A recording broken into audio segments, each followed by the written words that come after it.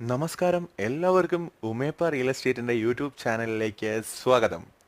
നിങ്ങൾ ഈ ചാനൽ ഇതുവരെ സബ്സ്ക്രൈബ് ചെയ്തിട്ടില്ലെങ്കിൽ ഇപ്പോൾ തന്നെ ഈ ചാനൽ സബ്സ്ക്രൈബ് ചെയ്ത് അടുത്ത് കാണുന്ന ബെൽ ഐക്കൺ കൂടി എനേബിൾ ചെയ്യുക.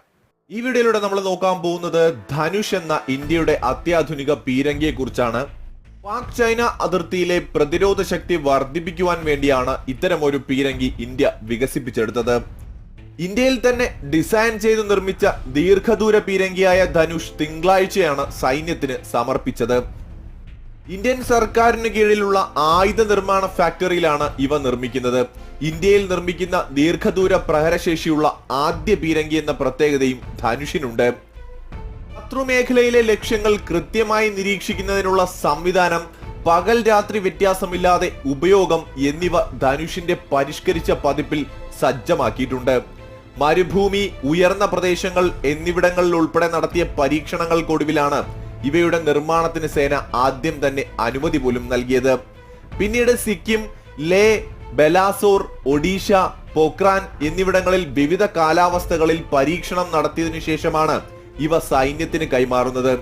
ഇന്ത്യയുടെ സ്വന്തം പീരങ്കി നിർമ്മിക്കുവാൻ DRDO, DGQA, DEA, SAIL എന്നീ സർക്കാർ സ്വകാര്യ കമ്പനികളും സഹകരിച്ചിരുന്നു. അതിർത്തിയിലെ ശക്തമായ ആക്രമണത്തെ നേരിടുവാൻ ഏറ്റവും മികച്ച ആയുധമാണ് ദേശി ബോഫോഴ്സ് എന്ന ആദ്യത്തെ ധനുഷ് പീരങ്കി തോക്ക്. 1984 ബോഫോഴ്സ് തോക്കുകൾ നൽകിയ ശേഷം 3 പതിറ്റാണ്ടുകൾക്ക് ശേഷമാണ് പുതിയ പരിഷ്കരിച്ച ധനുഷ് പീരങ്കികൾ സൈന്യത്തിന്റെ ഭാഗമാകുന്നത്. കാർഗിലിൽ പാകിസ്ഥാനെതിരെ ഇന്ത്യക്ക് വിജയം നേടാൻ സഹായിച്ചത് ബോഫോഴ്സ് പീരങ്കികളായിരുന്നു. 38 കിലോമീറ്റർ വരെയുള്ള പ്രദേശങ്ങളിൽ ആക്രമിക്കുവാൻ ശേഷിയുള്ളതാണ് ധനുഷ് പീരങ്കികൾ.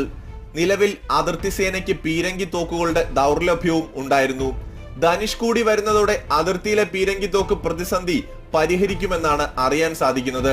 2020 അവസാനിക്കുമ്പോഴേക്കും 414 ധനുഷ് പീരങ്കികൾ സേനയുടെ ഭാഗമാകുമെന്നാണ് അറിയുന്നത്.